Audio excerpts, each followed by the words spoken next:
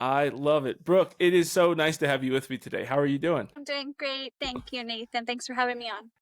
Absolutely. No, I'm excited to chat. We've connected a little bit over LinkedIn, and so I've gotten to see some of your work. I have the Catholic owned app, and I've been inspired by a lot of things you've shared, your insights on LinkedIn, different LinkedIn posts, whether they be mine or somebody else's or your own. And so I'm super interested today to learn about your kind of vision for the Catholic economy and what kind of motivates you to start Catholic owned and to learn more about that journey and yeah, just kind of your vision for that entire mission that you all have. And so wanted to start with you just kind of having a little opportunity to introduce yourself. Tell us a little bit more about your story and what brings you here today. Sure. So I'm from Colorado originally. And I live in South Florida now with my husband. Um, my husband is from Italy, so that's kind of a fun fact about us. We have 4 children, and they are between the youngest will be 2 next week. The baby, and Wow. she's amazing. She's our second girl, and then our oldest is 10 and a half. So Okay. still young kids at home, and we homeschool them, so that's something that we love. Um, we have been married 11 years now, and we started our married life in Italy. We moved to the United States, and we've been in Florida now. It'll be 6 years uh, in March. So we love South Florida. And, this is kind of where Catholic Owned was born. So, That's beautiful. I love it. And you all do Catholic owned together. Is that correct? yes. Yeah. Oh, Yeah. absolutely. Couldn't do it without each other. I'm sure. um, Yeah, I, there's a I lot there, I'm absolutely sure, love it. too, with just learning how the dynamics of working with your spouse, I'm sure. Well, the really nice thing was the reason we moved down to South Florida was for a prior job. Okay. And so my husband and I, we worked together in that job. And so that Oh, was our nice. first experience working together. Um, and that was 4.5 years. And so we kind of learned how to do, a business together through that experience. And we also have very different gifts. Um, and so we just leverage those, and it's just a beautiful, beautiful thing. That's awesome. I love it. And then tell me a little bit about your decision to homeschool your children. Was that something that you both knew that you wanted to do before you got married, or was that something that kind of happened along the way? Well,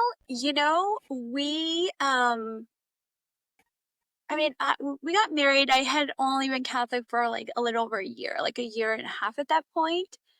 Um, Homeschooling kind of came about, I would say gradually. We did send our first child to a Catholic school for pre-K. But I think I just kind of discovered it online from other Catholic moms and just realized the quality of the education. So I think too also like convenience was one of them because all the Catholic schools in Colorado, there's not that many. So you have to drive a lot Mm. to get your kids there. And so that was kind of part of it. And then we just realized like classical education is really beautiful. And then we discovered Mother of Divine Grace, which is a satellite school. Basically, they make it possible. They really enable you to homeschool your kids in a really beautiful way. Um, you don't have to be an expert. Like, it's amazing. So, kind of learning that, discovering that, and trying it out. That's kind of how we arrived at homeschooling. We did try a private school for 1 year when we still had the other job. And Mhm. it was like, I mean, honestly, Nathan, we tried nannies. We even got an au pair. We tried private school. We tried everything. And it was like to be able to continue that job and ensure the children were being educated and cared for. And it was like time after time, God was like, they're yours. You take care of them. and we just finally were like, okay, we need to build a business where the children have a dedicated adult, fully devoted to their education and care, the person who is capable of doing that, and we assign that to that person, and then the other person who has the other skills works in the business, and we have to build the business in a way that is sustainable for the family. Mhm. And so that is kind of how we got to where we are now. And actually, my husband educates the children. Oh, okay. Very interesting. Yeah, this is an Yeah. interesting journey. I think it's always good for people to hear different stories of how families have gotten into homeschooling. I think for Mhm. me, it was something that only a handful of families I'd ever met growing up did, and Mhm. my wife was much more familiar with it. She had a lot of family friends and things like that, different families they knew through the parish and other just social circles here in the Denver area. And so it was interesting for me to meet her and her be like, yeah, I want to homeschool my children. And that was something that to me was never really on my radar because I never really understood why people did it or how it came about, or like you're saying, the different options and things people have kind of as resources that help them and empower them to really do that well. Mhm. Oh, Yeah. that's right. You're in Denver. Yeah, I'm from Loveland. Okay. Yeah. Yeah. Yeah. That's awesome. And now they're actually finally building the Catholic high school up in is it Timnit? Is that where they're putting it? Yeah, I don't know. I'm not as familiar. I was just talking with a friend who lives in Fort Collins. I actually think Mm-hmm. they live in Loveland, but I think they're yeah close to Fort Collins and going to Fort Collins a lot. But he was telling me that there's a Catholic high school up there, but it's really small. That they're just kind of really growing and building it. But I don't know what town it is in. But maybe we're talking Oh, about something it, different if they're actually building a different one. yeah, the archdiocese has had the land for like a lot, like 20 years. Oh wow. And they were wanting to build one up there forever, and then they finally are doing it. So I think it's in Timnath, but near Windsor, somewhere Okay, around there. nice. So, but anyway, so it's awesome. It's awesome to see more Catholic schools in Colorado because down here in Florida, we have them everywhere. They're like on every corner. High school, elementary school, preschool, they're everywhere. Right. So it's, a big difference. Yeah, I kind of assumed you were talking about up north because it is definitely more of the feel of Denver. We feel a lot closer to different schools, but Yeah. northern Colorado, really a lot more spread out when it comes to parishes and Catholic schools and all that. And then, yeah, no option really for Catholic high school. So that's great. And then tell me a little bit about your conversion. So you said you've only been Catholic or at a certain point. I think you said when you got married, you had just been Catholic for a short period of time. So what was it that brought you into the church? What was that journey like? Yeah, well, kind of the long story. So I was raised as a Lutheran, and then I went to University of Colorado Boulder for college. Yeah, so kind of a Colorado flashback. I used to be really into snowboarding. Oh, okay. So, like, I lived in Summit County. I used to snowboard like 100 days a year. It was like a Wow. whole thing. Yeah. Um, so anyway, so one day I was going up to go to Keystone and I was in a car accident. I was a passenger. And that event really like changed the course of my life because um kind of interestingly my right hand was like destroyed. So the rest of me was fine. You wouldn't think like one hand is going to like impact your life, but when you're going to school and working full time, like your dominant hand, like, really being without it is a problem. So that kind of caused me to just kind of pause everything. And it was a really bad time in my life. And it was during this very dark time that I was looking for a place to pray during the day. That's all I wanted. And none of the churches in Boulder would like you'd have to go talk to the lady in the office, or like they were locked during the week. And I was just so frustrated. Like, can I just find somewhere to pray? Like, I'm in a very bad place, like I Yeah. just need some time.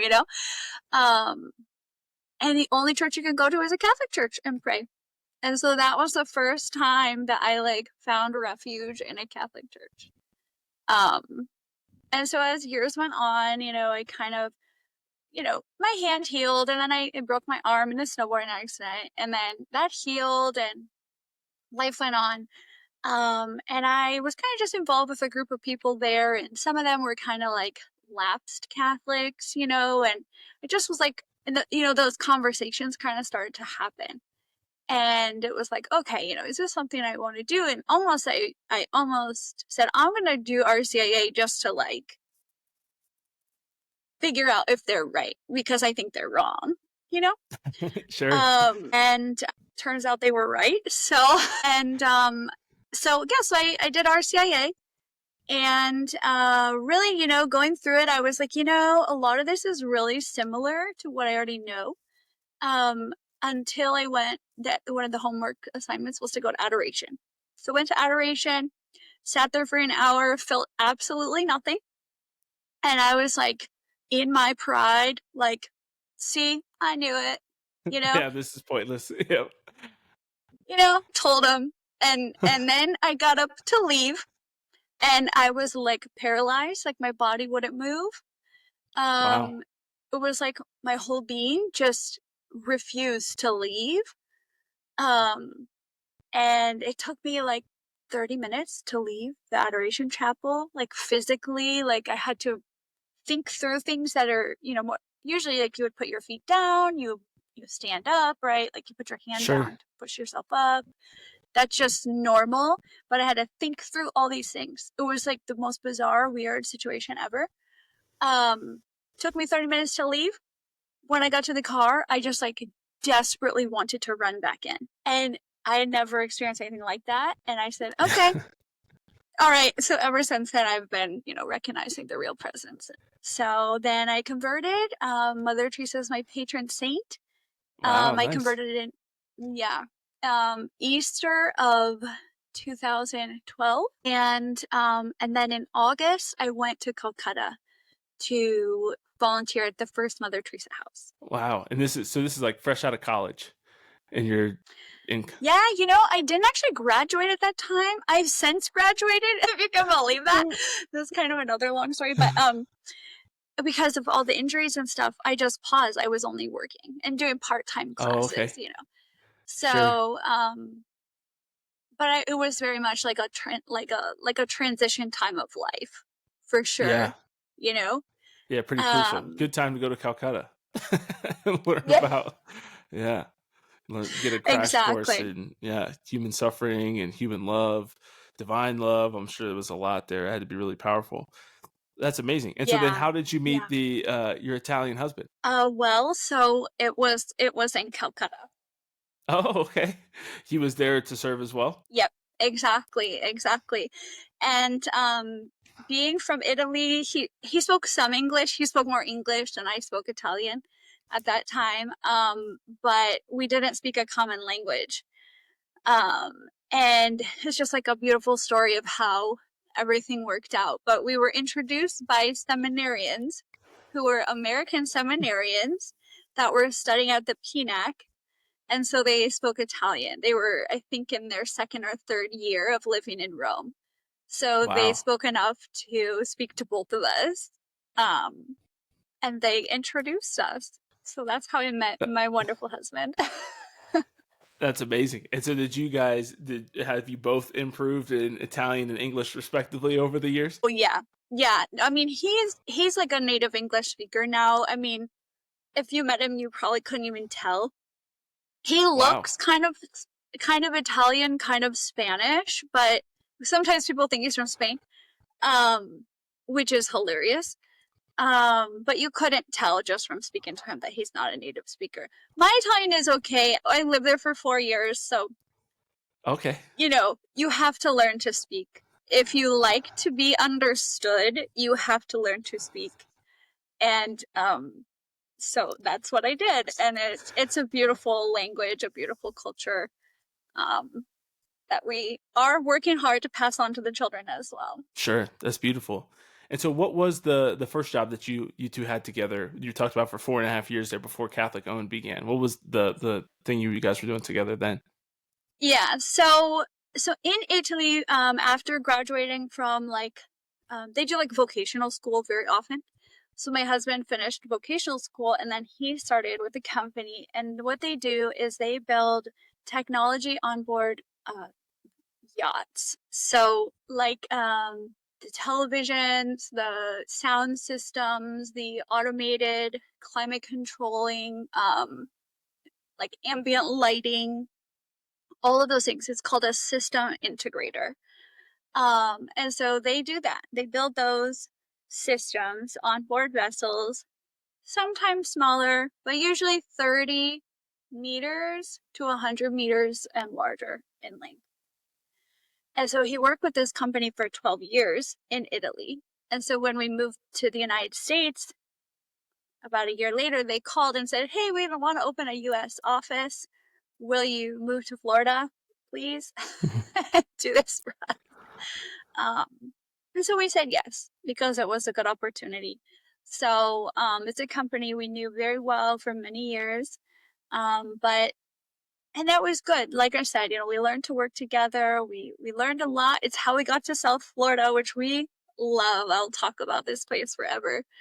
But it was also, in an industry that is not awesome for becoming a saint. Yeah, I could see that for sure. That's really interesting. And so then you guys are feeling this call to want to homeschool your children. And so was it you or your husband that kind of came up with the initial idea for launching your own business? It was my husband, actually. So interestingly, he kind of had a sort of like divine revelation moment, which he is no charismatic. That is not my husband's style at all. But he was like, he told me a few days later, he's like, I gotta tell you something, and it's kind of crazy, but like, let's just see, He's like, yeah, like, God told me, like, we need to start a business about values in the marketplace. And I was like, that's a great idea. And he's like, really? I think it sucks. So, I don't think it's gonna work. And I was like, I think it's gonna work. I think we should try. So that was actually the first iteration that we tried, which was And what year was values this? in. This was in 2021. Okay, gotcha. So yeah, so we had been with the company a while and things were good, but there were some things that weren't good. And we just realized like where people's loyalties are matters, and we wanted to protect our family, both working at the same place. Like, so and always like the pandemic really was interesting for that too. So anyway, Nice that you got to be in Florida instead of Italy, though, for at least part of the pandemic, I'm sure. oh yeah, because over there they could force you to get shots for your business, the company. Yeah. Yeah. It was just, I feel like California, Canada, and Italy were like in a league of their own when it came to the So pandemic and bad, restrictions. so bad. I mean, yeah. So so we said, okay, let's give this a try. So we're kind of building it on the side because that was a day job, and we worked so much for them. We said, okay, let's start looking at some other options. So we started this thing, very slow growing, and we were building it up, and then in, let's see, the end of 2022. Yeah, it was the end of 2022. We said, like, this thing is growing really slowly. It was the idea of like, whatever your values are, you should be able to shop according to those. So not necessarily a specific value set, but it was kind of the free market principle of whatever you believe, like you should be able to find and do business with people like you. And actually there's another company who has been successful with that concept. So I'm really excited about that. But we said, like, if we want this to work, like we need to go all in on the business, because slow growth with a two-sided marketplace is just, that's not how that works. And so we said, okay, what can we do? So we made our plan to be able to leave the other company. So we quit our jobs a month after our fourth child was born. Oh, wow. Yeah, I mean, just being honest, Nathan, like, that was probably like the most nerve-wracking meeting that I've ever been a part of. Leaving your last job? Because, yeah, telling them, yeah. I'm sure. They're like, you just had a kid. They're like checking to make sure, like, are you feeling sane right now? Have you been drinking today? Yeah. That's got to be an I intense mean, it conversation. was, because there's no turning back. Right. It's like Jeff Bezos says, like, there are some doors you can go back through. Like, that was not one of them.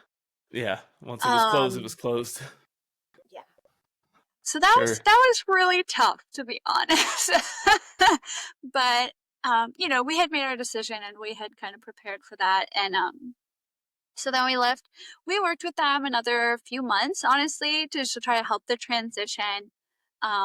We did everything we could just to kind of help them have continuity.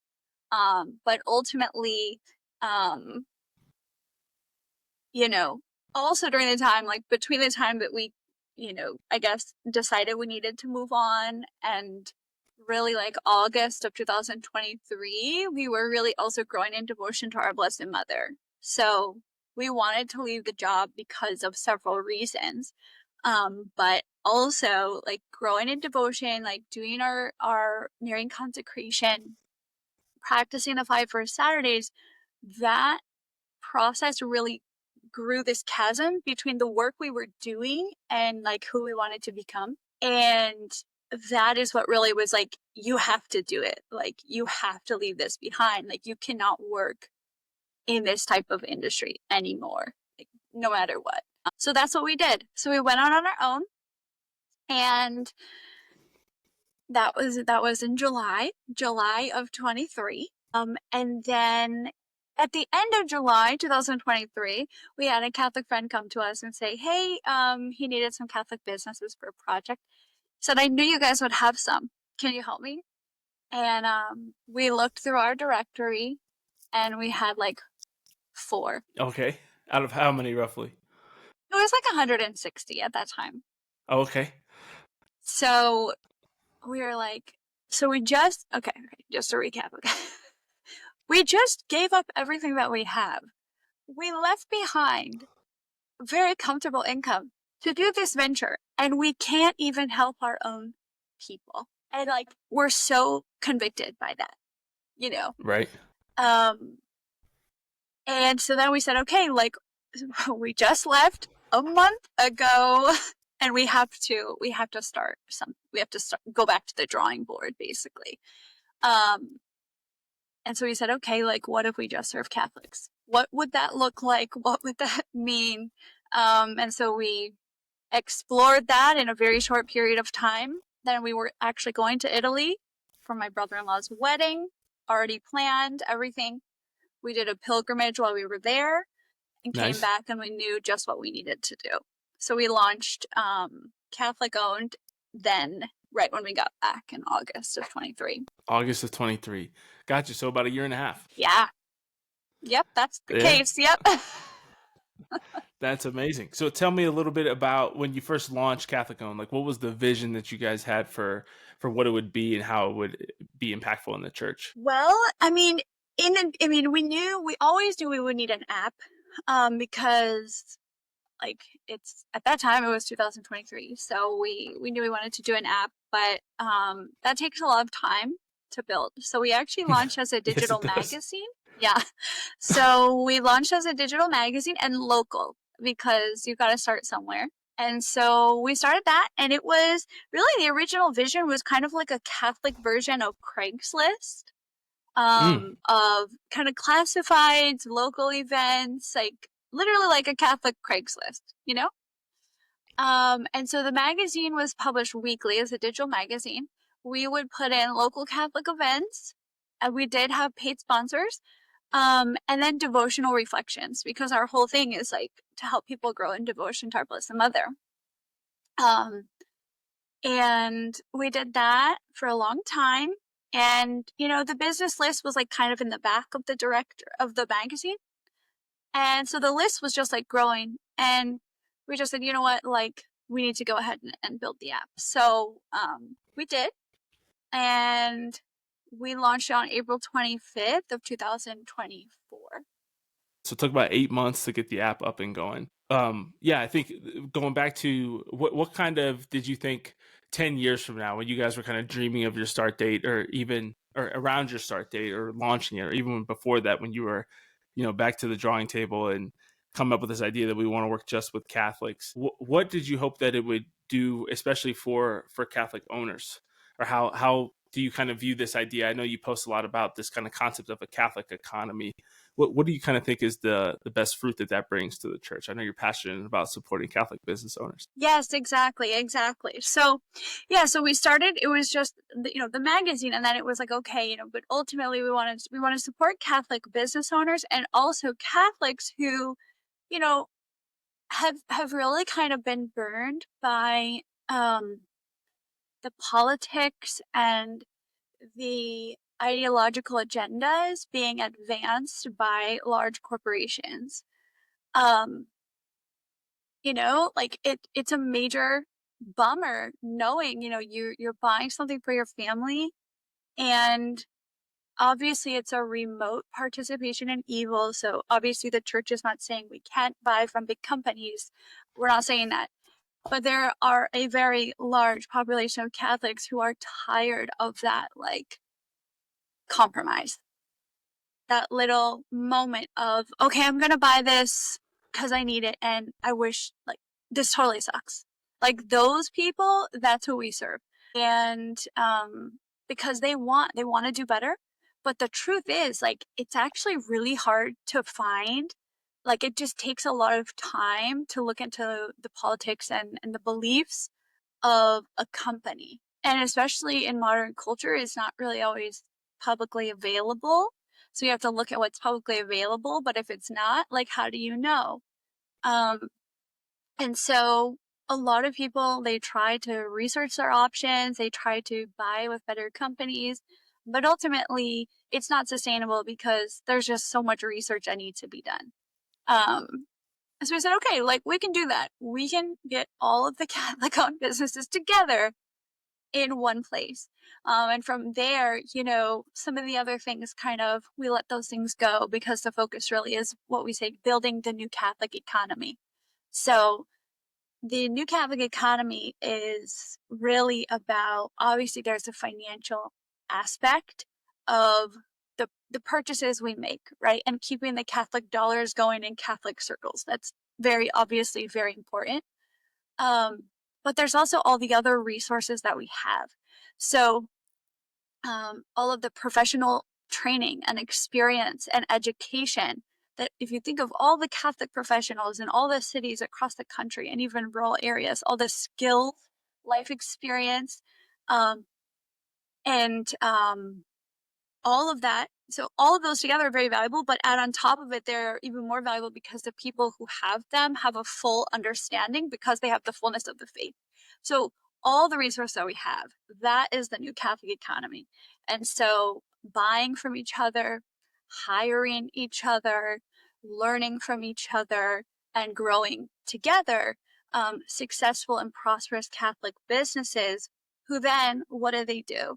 They tithe to their parish, they give to other causes that are important and align with Catholic values. They buy from other Catholic-owned businesses.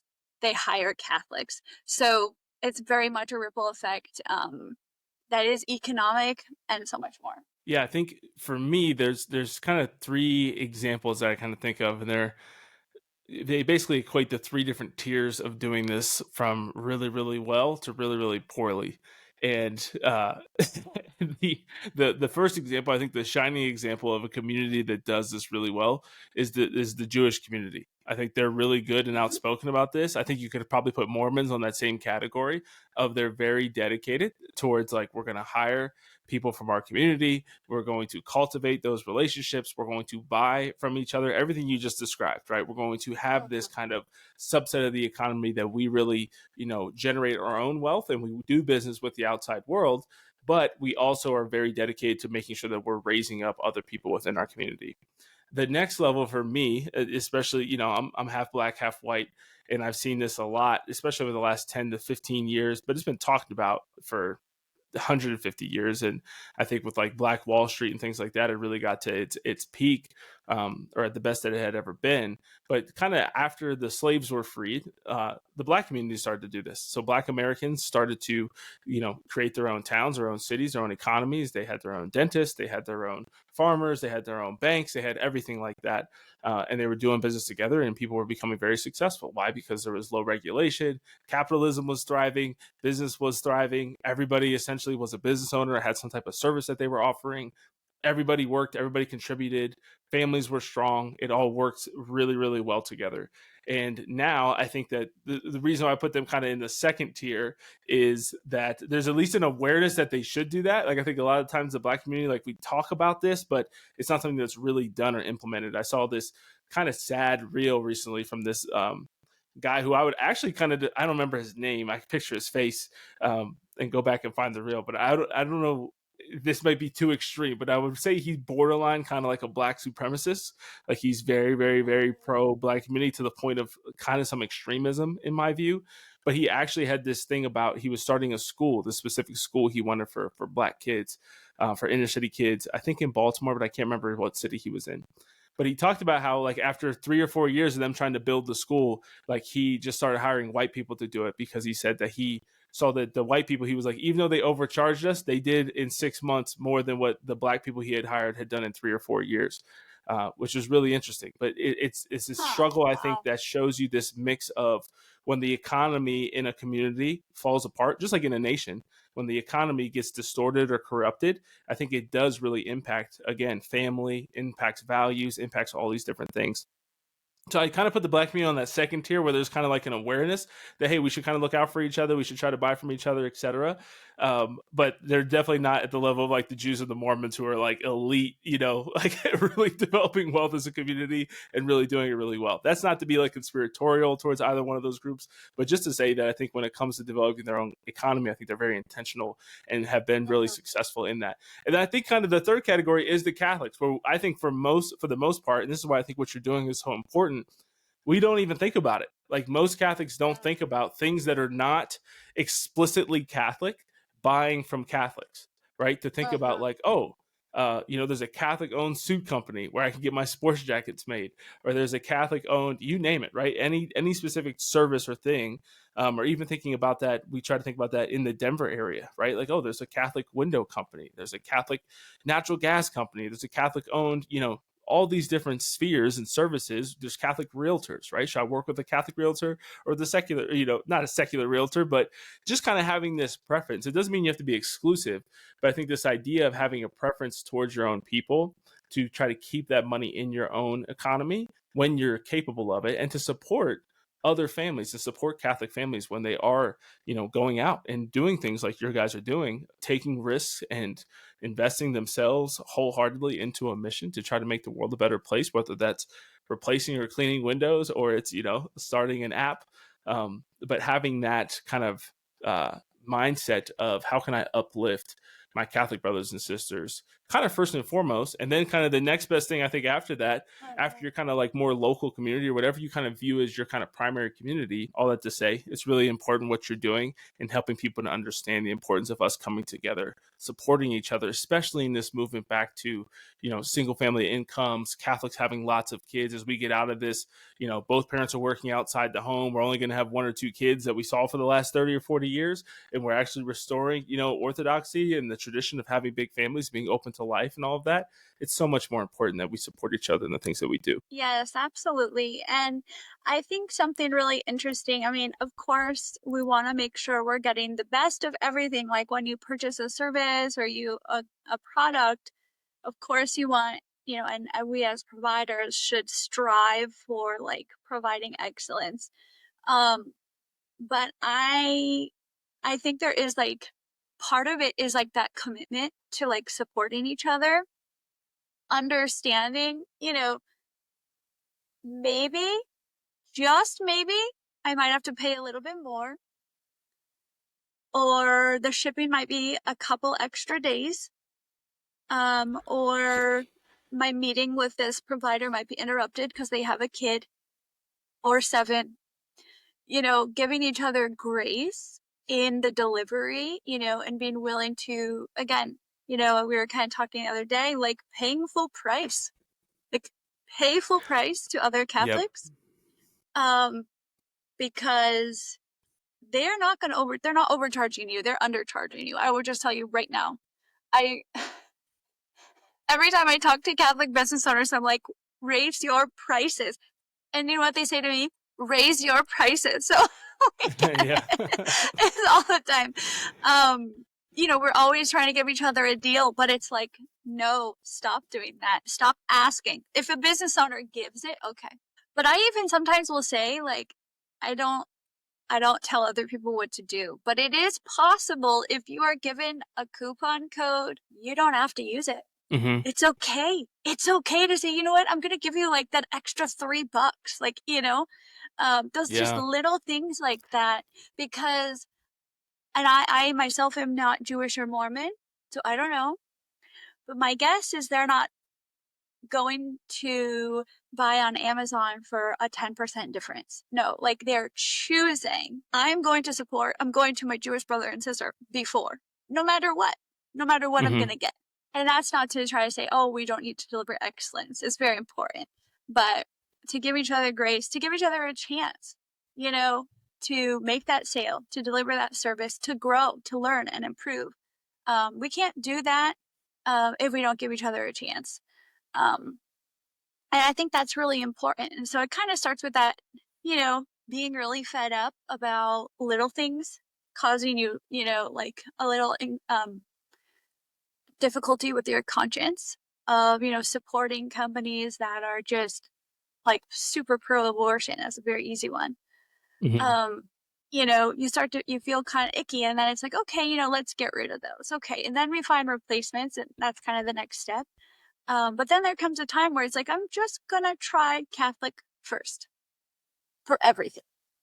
And if I Hmm. don't find what I want, okay, then go to other places. Okay, no problem. But these are kind of habits that we can, adopt, and it takes time, you know, to get there. But a lot of people are kind of like going on that journey. Um, and that's not to say it's an all or nothing thing either. It's okay. Like groceries, for example, perfect example. Very hard to find a Catholic owned grocery store. It's okay. Like, so we're not we're trying to lighten your load Yeah. on your Not create conscience, more you anxiety. know, you know, so because it Sure. can be easy to fall into like scrupulosity and just all of that heaviness. And it's like, no, let's just support each other. Let's go to each other first. And that's what we're really trying to create and make it really, really easy with Catholic owned. Um, because if it's not easy, we can't expect anyone to actually do it. And the business owners are out there working really hard. So we had to do it, and we do it for them. So it's a really cool thing. Yeah, that's beautiful. Yeah, I loved your point about the discount. That's actually another overlap I think I've seen a lot with just some of my Black family members and stuff who have started restaurants or different things where they've struggled with that immensely. Where it's like, oh, come on, cousin, come on, friend, like we go way back. Like, can't you hook me up?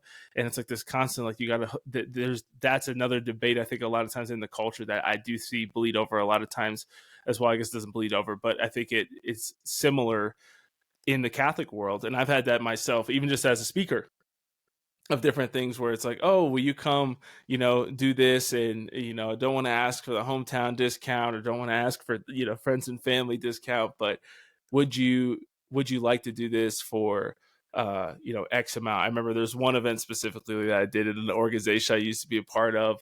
And man, I went back and did it for 10%, I think, of, maybe a little bit more than that, 12, 13% of my normal fee. And then just to see there was other speakers there, one of them was non-Catholic. And I'm like, I know you paid this guy his full his full fee, and his fee is probably 2x my normal fee. And so it was just it's hard with things like that sometimes to have somebody come to you and say when they expect it versus like I just got a letter, I got a thank you card. I actually have it right here, from some kids at one of the local Catholic high schools that I spoke at their pro life club. They said, "Would you come and speak to our pro life club? It's a small classical high school, so it's already tiny." And a family that we know that goes there, they said that when their son came to them and said, "Oh, would you?" Or, "Oh, I'm thinking of asking Nathan to come speak at the school," they were like, there's no chance you can afford him to go to this school. And it was beautiful because they were like, we're so grateful that you just did it, because I didn't even think about it. And it's one thing, I think, when it's great and it's good for us as Catholics, business owners or service providers or whatever we might be, to have the mindset of like, it's good to be generous, right? And if we want to give a discount, or if we want to say that, if somebody comes to you and says, this is the best I can do, you can say, okay, I can accept that. But it's hard when you know that they could do more and they come to you expecting just to do a discount, just because it's like, oh, just do this because I want you to, or we know each other, or, we're both Catholics. Like, let's just make this more livable. And it's interesting because even, whether it's Hallow, or I know with a lot of speakers, I've had that similar experience where people will say, oh, they charge so much. And it's like, a lot of people are just trying to feed their families, just trying to live a decent Absolutely. life, not even trying to be super wealthy. Are there some speakers out there who charge really high fees and make a lot of money each year? Yes, there are. There's no doubt about that. But there are also some out there who are just, it might seem like a lot to your organization, but they're really just, living very, very, minimal lives, and just trying to, get by with their many kids, right, that they have to feed and support. Exactly. And, I think there's kind of two things to it, right? So there's, first of all, the market pays the value. So, in the instance, and of course I don't know the organization, but the example you gave, that it's a Catholic organization that, say they had two speakers and they paid one a discounted rate and they paid the other one a full rate. So which one do they value more? They value Mm-hmm. the secular one more. And what does that say about the value we bring as Catholics? So constantly discounting each other and ourselves is so problematic, because truly the market pays what the service is worth. And so if we create a market that we are constantly discounting, we're bringing down that collective value of the entire community with all of these constant demands for discounts. So that's the first thing. The second thing I really see is just this sort of faith manipulation. And that's so wrong. You know, guilt tripping each other, let me take from you more than I'm paying for because we are Catholic. That is like the least Catholic thing that we could ever do. I really view it. And someone had commented, and it's obviously taken to the extreme, but that is a type of theft, because you want the whole value, but you don't Mm-hmm. want to pay a fair rate. And I think that is so toxic and does real harm, because we're just taking from each other. It's not even like robbing Peter to pay Paul. It's like we're just taking from each other. And that's not going to bring up the value of the community at all. I think the other side of this, I'd love to get your thoughts on, is, you've mentioned it already, but the commitment to excellence that we also need to have. How do you Uh-huh. encourage business owners to not also do the same thing? Because it's easy, I think sometimes it's tempting to say, "Oh, well, I'm Catholic, so like you should buy from me," even though it's, sometimes you just get rejected by the market. Sometimes it's not just Uh-huh. people don't want to support you, right? I've had that my own journey with that as a podcaster and speaker, and it's like, there's an aspect of, I think it's twofold. Why did I miss my supporters goal that I had in 2024? I think it's twofold, that my content's not of the quality that I want it to be at, or that it needs to be at, in order to reach the level of people that I want to reach, in order to have the number of supporters I want to have. I also think we have a tendency, within the Catholic world, to not be willing to support the things we believe in, or the things where we get value from, right? Or to actually participate in those things like some of the other communities do, like we do, even with secular things. I would give the example to people of like the Daily Wire. When the Daily Wire would make a pitch to me, now I'm a little bit less of a fan of the Daily Wire today than I was 3 years ago, but 3 or 4 years ago, when they were really adding a lot of value to my life and I was listening to them very often, it was like, oh yeah, they needed support. They were doing bigger, better things. They were trying to impact the culture. I was like, yes, like 100%, I'm going to be a member. I'm going to put my money where my mouth is, where I want to see change in the world. And this is providing a lot of value to my life. So I'm willing to participate and sacrifice a little bit for the advancement of this mission. But I think it's twofold, right? And I think for me, as a business owner, as somebody who's trying to build something, it's important to take the both and approach, right? And not just blame other people Uh-huh. for any failures or struggles, because sometimes it's just a need for you to enhance and improve what you're doing, what you're offering to the world. So how do you kind of balance those two, but really encourage people to not take advantage of their clients or their customers either by providing something that's just genuinely subpar? Mhm. Yeah, no, we have experience with this too. The app that we launched with is, which today it's the same. Tomorrow the updates launch, and I am over the moon about the updates because it's They will totally be different. live by the time this airs. So Yes. this is not tomorrow from posting date. This is in the past. Yeah. Yeah, the updates are amazing. I'm so thrilled. And but yeah, you gotta improve, you gotta do better. You have to listen to what people want and iterate and implement as quickly as possible. Um, just as any, non-Catholic company would do. Um, I think that so I understand what you're saying. And for example, I think Hallow does an excellent job of this, right? Like being Catholic and excellent, and not one at the expense of the other. Um, so I would say, I think for business owners, first of all, the fact that they're even trying to do it as Catholics, I applaud them, I encourage them. But I think the aspect of formation and like support, mentorship, whatever that looks like for each of them, like I really place a lot of value in that because it's kind of those types of things that are going to, first of all, help them be better Catholic business owners, but also just better business owners. And so definitely on the faith side, obviously leaning into Catholic resources, right? So like, I really love Scent. I really love, the Catholic Professional Tepec Leadership Institute.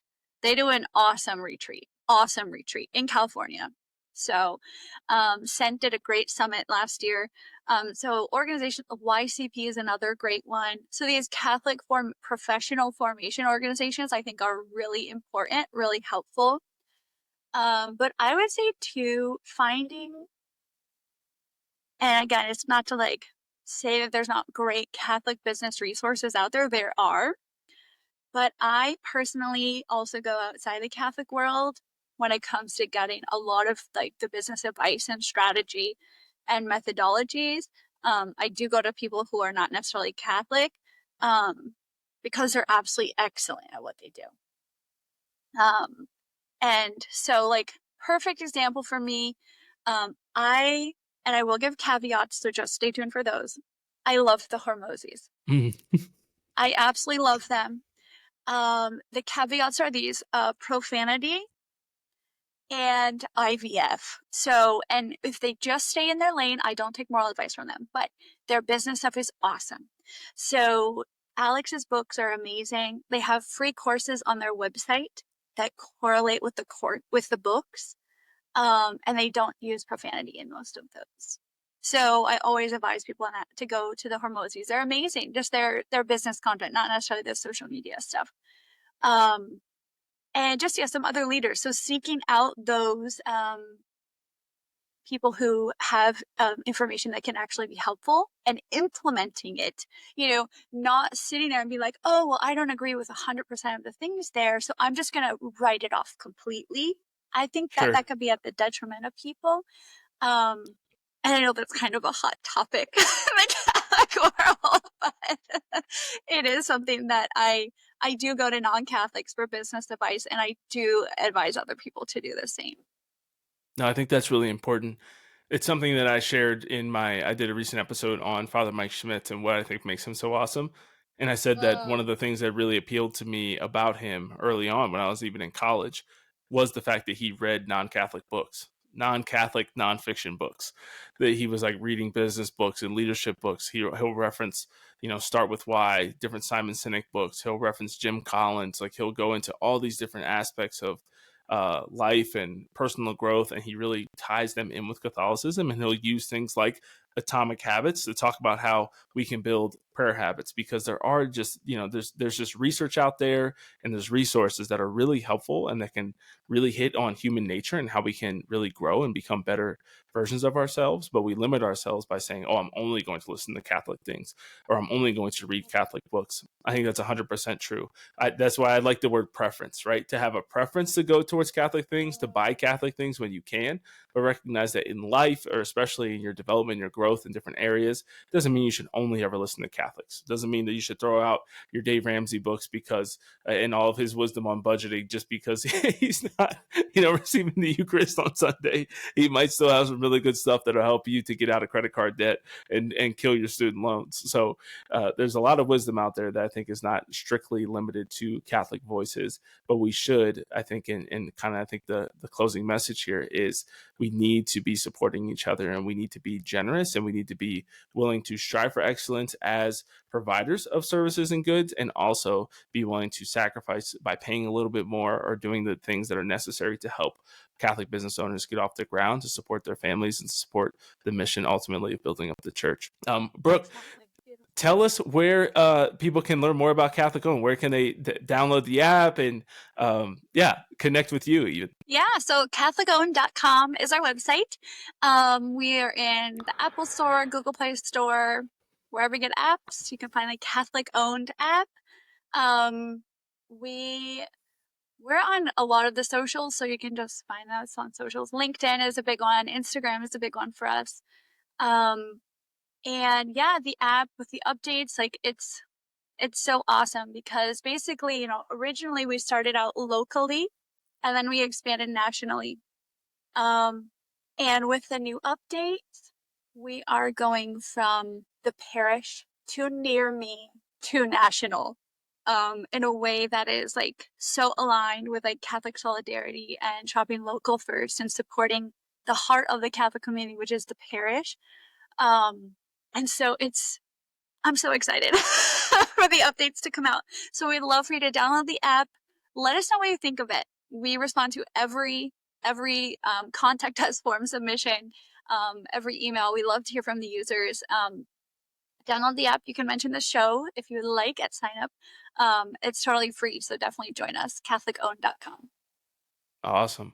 Well, thank you, Brooke. I appreciate your time today. It was great getting to speak with you to learn more about your guys' story and where you're going. I'm excited to see what Catholic Owned does for the next 5 or 10 years and to stay in touch with you along the way. I think it's going to be an awesome ride for you guys. Thank you. God bless you. All right. Thank you, everyone, for listening today. God bless you. It's time for you to go out there and be your best. We'll see you next time.